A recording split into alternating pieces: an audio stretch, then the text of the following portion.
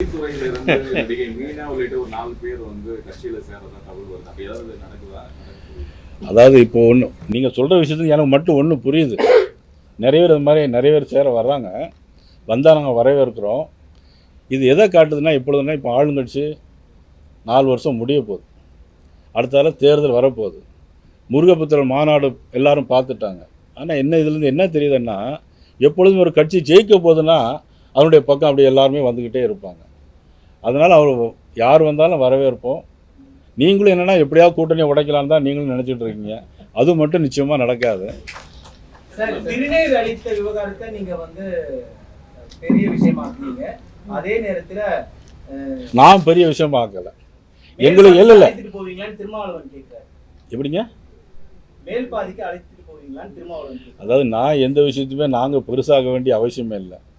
நீங்கள் பெருசாக ஆக்க மாட்டேங்கிறீங்க. ஏன்னா நாங்கள் ஏதாவது சின்னதாக செஞ்சால் எவ்வளோ தூரம் ஊதி பெருசாக்க முடியுமோ அப்படியும் வர்றீங்க. ஆனால் அந்த மாதிரி பெரிய விஷயத்தெல்லாம், ஒரு பெரும்பான்மை சமூக மக்களுக்கு எதிராக உள்ள விஷயத்தெல்லாம் நீங்கள் ஏன் சொல்ல மாட்டேங்கிறீங்கிறது தான் எனக்குடைய கேள்வியாக இருக்குது, வருத்தமாகவும் இருக்குது. ஆங்கிலேயருடைய ஆட்சி காலத்துக்கு பிறகுதான் இந்து மதம் அப்படின்றது ஒன்று உருவாகி இருக்குது அப்படின்னு திருமாவளவன் பேசுகிறார்.